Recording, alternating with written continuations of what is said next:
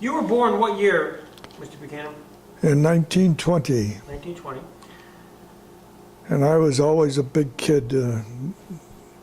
My grandfather was 7 feet tall, and I was 6'2" at that time. I weighed 290 pounds. My word. So I was rough, tough, and nasty. Yeah. You know, So how did your size come to the attention of the New York Giants? I had to go to school. The Salvation Army demanded it. And I went to Stuyvesant, which was one of the premier schools in New York City, on 19th Street. And I was pretty good at football. So Mr. Maita, I think his name was, the owner of the club at that time. Mara. Mara, yeah. Mara. Yeah. Introduced me to Coach Steve Owens. Right. And we went from there. Gave me a job if I played in the games, big if, I would get $25 a game, and if I didn't, just show up for a replacement, I get $15. Now, you know, people at that time would make a large sum of $5 a week working. Right. Well, I learned how to play big-time football there. Right. So you're in high school. You're just a high school kid. I'm a high school kid, yeah, but I'm big. Yeah. I'm bigger than anybody else, and you know, I could pass for 25, 30. I was always a monster, I guess, in other people's eyes. But I sure wasn't a monster in the grunt line. Now, what was a normal week like? Did you actually have practices before the games? And No, we had a practice generally after the game, and went over the mistakes that had been made. I remember in the wintertime, we played in the old polo grounds, which are no longer there. right. And the polo grounds was not protected at all. So it was open to the elements, and we'd get snow and ice and slip and slide all over the field. So Mr. Owens decided we would wear sneakers. These were sneakers in the wintertime. They called tennis shoes at that time. Right. And that gave us a little grip on the surface. But I only played in 3 games as a replacement guard. Do you remember any of the players at the time who you? This would have been what year? What year would you? 35. 35. 35, yeah. I was 16 years old. Wow. Did you have to? Did they actually use your name, or because you were underage? And I don't know what they did. All I know is they paid me, and that was livelihood. That was food, yeah. and that's all I cared about. But I got so beat up that first year, I quit after that. I only played 3 games. Oh, that was a miserable year. I think we lost. I think we were 6-3-1 or something like that. Anyway, we didn't make the playoffs. I figured I was getting beat up so badly that was not a life for me. And that was my extent. Did you? I'm going to give you some names. These are guys who played in 1935 and 1936, just to see if any recall of some of the players. I know that's a long time ago, but Oh, gee whiz. they had such guys as the center was a guy named Mel Hine. Oh, Mel went on to win some kind of a prize. Yeah, the Hall of Fame. He got in the Hall of Fame. Yeah.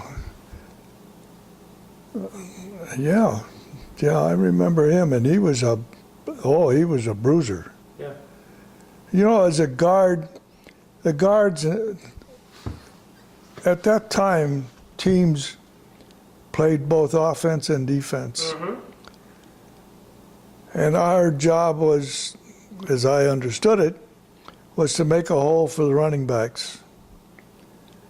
So the guards and tackles would work together, and the center would take the center of the line. This guy was good. He was a brute. Mm-hmm. He'd hold both arms out, and he'd take the center of that line and just batter it.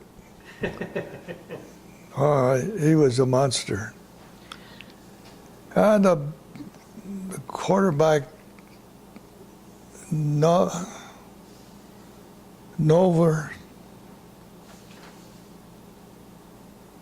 most of them were Polish fellows. There was a tailback named Ed Danowski. Yes.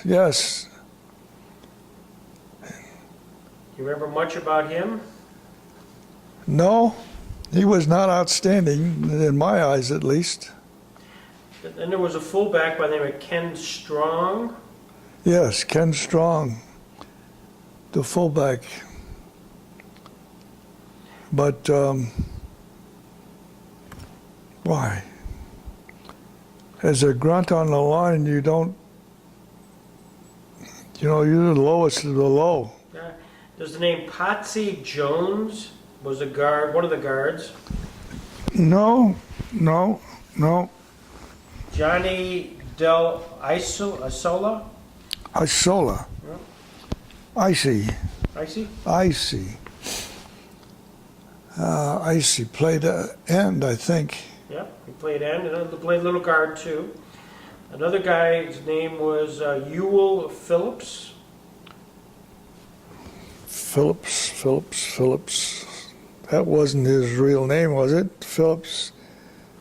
I think his name was Przinski, and he went by Phillips. I think that was a... Boy, you're shaking the tree. Well, I'm going to keep throwing some names at you because who knows. Red Corzine. Doesn't ring a bell. Dale Burnett. Burnett sounds familiar. Burnett. Tuffy Lemons. There was a Benny,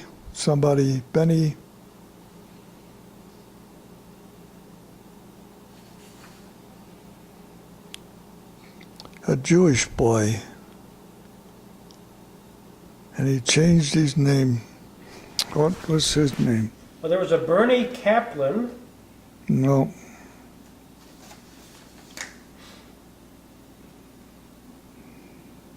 Oh, man. Well, you got some good names here. There was a guy named Art Lewis.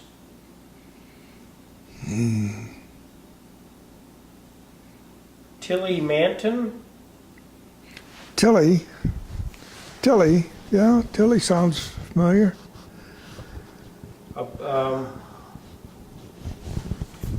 Let's see. Cal Hubbard, was he around then? Cal Hubbard, big older guy. No.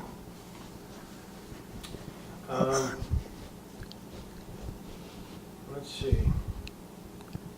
Ray Flaherty. Flaherty, yes, Flaherty was an end, I believe. Yep, absolutely right. See, you're getting them. Ike Franklin. No. Len Grant. Grant was a substitute like me. Yep, yeah, he was a tackle. Bob Bellinger. Nope, doesn't ring a bell. Um, You haven't come across the quarterback. What was his name? Started with a, I want to say, Novacek or something like that.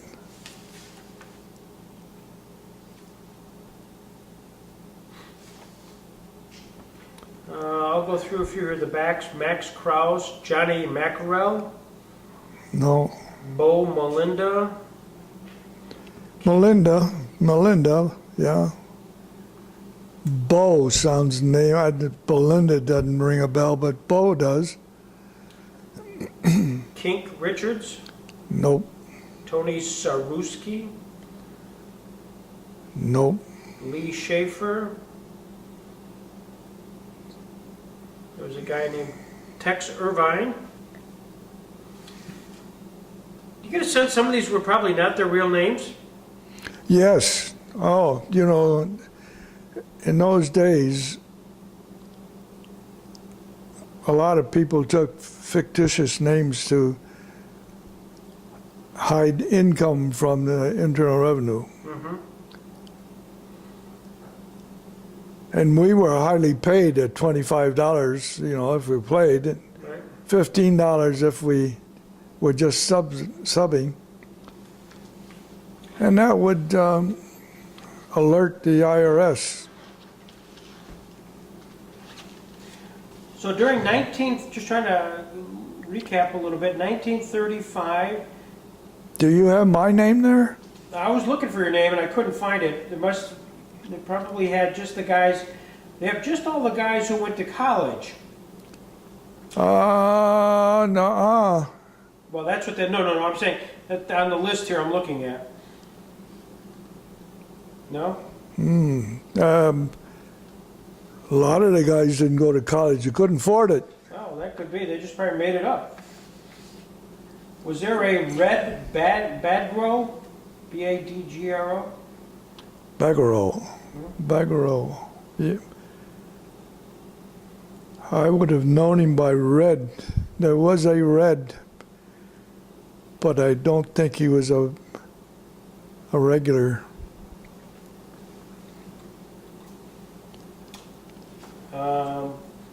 All the guys listed. I'm not much help, I'm afraid. Oh, you're a lot of help. You hit some good ones here. One of the things I suspect, because you were so young, I'm looking at all the birth dates of all the guys that are listed here. They're all born in the 1909, 19... Oh yeah, I was the kid. You clearly were the kid. Yeah, I was as big as some of them, but I wasn't. I was half their age. Did you play defense at all, or just offense? Well, you played both. Both ways? As I said, I played 3 games, and I played one game both offense and defense for maybe a quarter. The rest of the time, I would simply replace the guy that got hurt. Whatever quarter that was, didn't ring a bell. All you did was fill the line. Right. Was it all single wing, the type of offense? Do you remember? There was no quarterbacks behind the center, was it? Or was it? Oh yeah, that was quarterback behind the center. Sure, Okay. sure. And I don't. You have not recalled to me, at least, the quarterback's name. No, because they keep referring to the tailback, Ed Danowski. Danowski, the Polish name rings a bell. Yeah, But it would, I want to say that the quarterback was a Polish boy too. well, that's why I'm looking. I think when you use the term quarterback, they use the term tailback. Yes, well, And so I think you're talking about the same thing. same thing. Yeah, so Danowski was your quarterback. No, No? Danowski, no.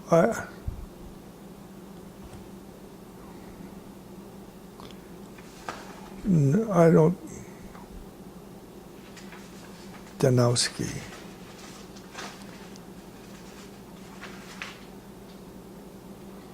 I still want to say Neverowski or something like that.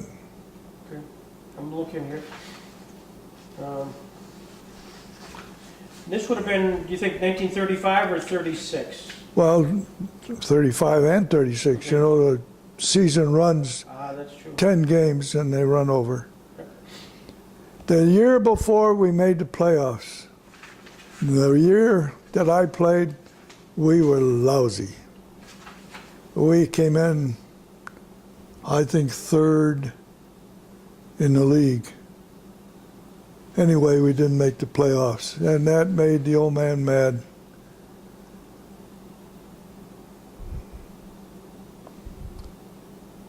Now, the old man, do you remember much about Mr. Mara?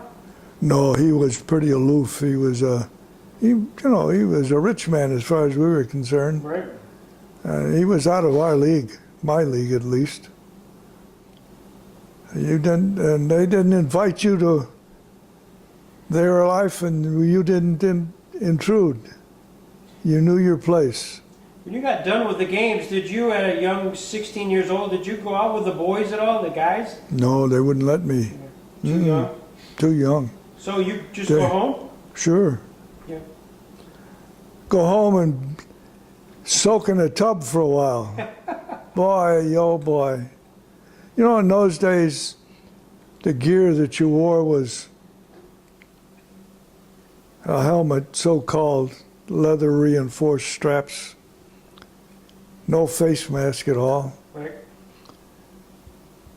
hip pads, what passed at that time as shoulder pads, which were nothing but reinforcements to your shoulders. And that's about it. You didn't have much protection. And you didn't have much of an audience either. I was impressed with the lack of people who, well, of course, people couldn't pay, even if it was only $1, to go to a football game. They'd go to baseball games by the droves, but not football. Football was a sideline. Our main opponent was the Chicago Bears, and they were the best in the league at that time. As I recall, they had a fellow by the name of Red Grange, if you're familiar with him. Absolutely, yeah. And he was good. So the Bears were the elite group. And the Giants happened to be in a different league and happened to be, in some instances, the better of the teams, the best of the teams in that league, which wasn't good. The Eastern League was stink all. But it was fun. And you know, to a young buck, yeah, it was an adventure. But more than anything else, it was livelihood. Yeah. It was a means of eating. It was a means of buying clothes. It was survival. And it was better survival than most of the working class people. Sure. Would they call you the week ahead of time saying they needed you, or how would they? No, you would show up, and if they needed you, they'd use you. And if they didn't need you, you would suit up, especially the home games. But other than that, no, they wouldn't advise you ahead of time. So that year they just said, hey, show up at such and such a time, and you did. Yes. And if they used you, you got paid $25, And if they didn't, you got 15 if you showed up. yeah. How many guys were there? Do you remember? Do you remember roughly how many players on the team? Oh,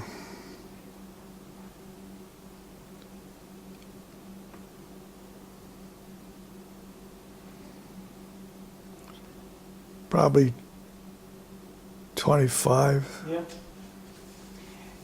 Well, you got a good memory. I just give you what I'm reading here. In 1936, the initial draft was held in 1936, and the Giants' first pick was Art Lewis, a tackle from Ohio University. Yes, yes, yes. Art Lewis. And then, He thought he was hot stuff, did he? and he was a flop. Was he really? So he was a tackle. Yeah, And just as you said, 1936, the Giants finished with a 5-6-1 record, yeah, marking only the third time in the team's 12-year history that it did not have a winning record. yep, yep. Boy, that really upset Mr. Mara. Yeah. Ooh. You think Steinbeck is bad news? Mara was apparently, I don't know, he was a good businessman. And he,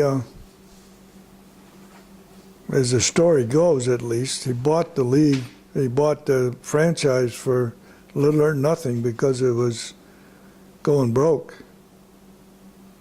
And I can understand because, you know, the Polo Grounds a pretty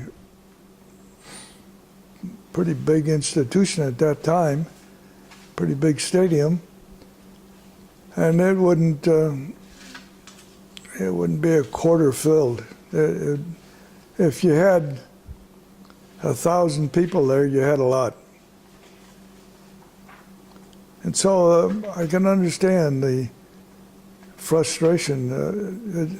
If you were losing, you didn't show up. You didn't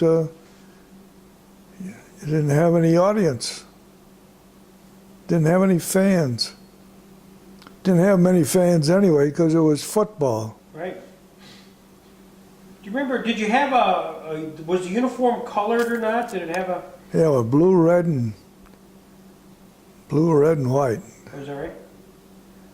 And as I recall,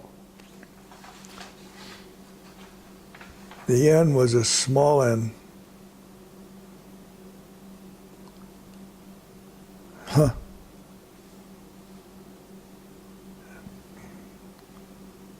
Interestingly enough, it said, I'm just going next year, 1937, they said 17 rookies helped make up the 1937 squad, which consisted of 25 men, just like you said. The season also marked the debut of the now familiar blue jerseys. That's not right. You used them in 36? Well, the jerseys were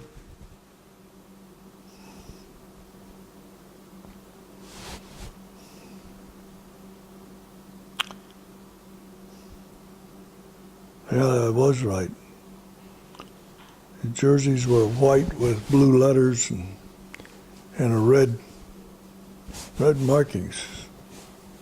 They must have just switched them around the next year. Yeah, they were red, white, and blue. I agree. Remember that, but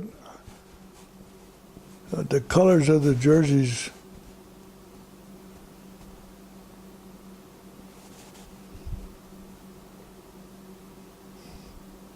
I want to say they were white, but that doesn't ring a bell either, because they would get dirty. Oh, they would get mud.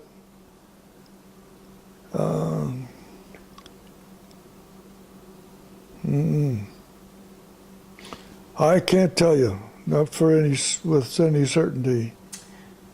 So the season ends in 1936 for you. Mr. Mara's not happy at all, and you decide that's it. That's it. I conversed with Captain Way, which was the commandant of the Corps at that time. of the Salvation Army Corps, Right. and he suggested that I continue with school. And I did. I quit. And I didn't make anybody unhappy, I'll tell you. I served my time on the line when I was called, but that wasn't very often. At the end of the game, did you take your uniforms home with you, or did you have to leave everything right there? Have to leave everything right there. You didn't take anything home? Or... No, no, no. No, no, no. No, no, no. What kind of guy was Steve Owen? Kind of tough. Didn't holler and yell, but he was demanding. Mm-hmm. I guess that's the word to use. He demanded an all-out effort, which I don't blame him. He was a coach, you know. He had an assistant coach. Why? Anyway, they didn't get along.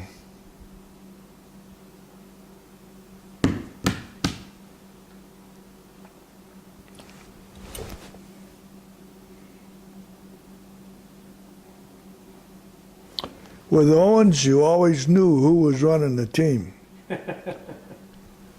I guess that's the best I can say about him. He knew his business. He knew the game. He knew what it took to win. We didn't have it. Does the name Ray Flaherty, I think we asked about him, does that... Ray Flaherty, yes. Yeah, he was an Yeah. offensive end. Who was the assistant coach, Jack? You know, I was looking here. Maybe I got it someplace. Anyway, the two of them were not compatible. Mm-hmm. And so Owens bounced him. That I remember. That was before you had defensive and offensive coaches. You know, you had a coach, you had an assistant coach who would do as the coach told him to do. But that was about it. You didn't have all these fancy teams and echelons of people running the show.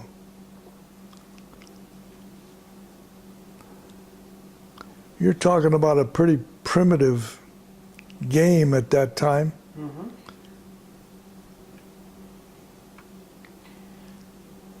Does the name Len Dugan mean anything to you? Len Dugan. Dugan. Dugan. Yeah. Dugan, that...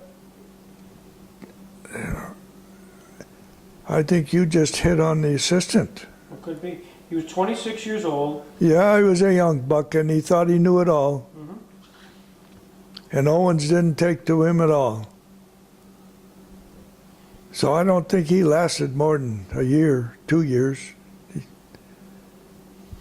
Then there was also, there is a quarterback mentioned here, Bob Dunlap. No. Jack Hayden was a big tackle. 6'4", 233. Most of us on the line were well over 200. Right. And that was a premise of the game. You had a formidable line up front, brute force, and the tailback and the wings were the runners, were the fast people. And they were generally lighter. Did you find yourself, did they have plays then that they call where you would have to... Yes. Oh, yes. Oh, yes. Oh, yes. Oh, yes. And they would call the plays by numbers. Mm-hmm. So you had to memorize the plays.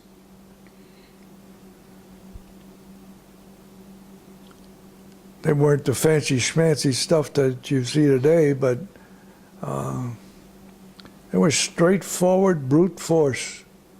I guess that was the name of the game in those days.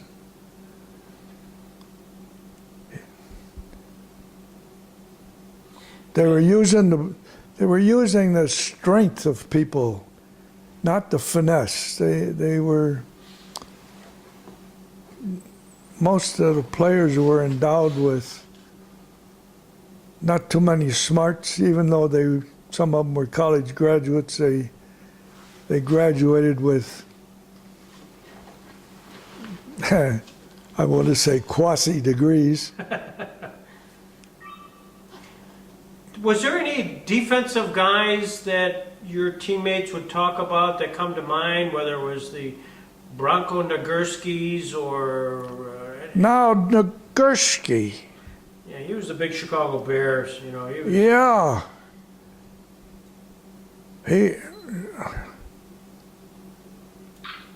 Boy, he was a real bruiser. oh, yeah. But you're not talking of a Giants tailback. No, this was the Chicago Bears. He Yeah. was with Red Grange and Yeah. George Hallis and those guys. No question about their excellence at that point. They had it all over everybody. This was 1935, 36, yeah. They were the best. I'm afraid I'm not much help. This has been terrific. Are you kidding me? I doubt if there are many football players who played during the time you played that are still there. Still alive, yeah. Well, that's why I quit. I didn't want to die young. Boy, oh boy. You had to be tough to survive in those leagues.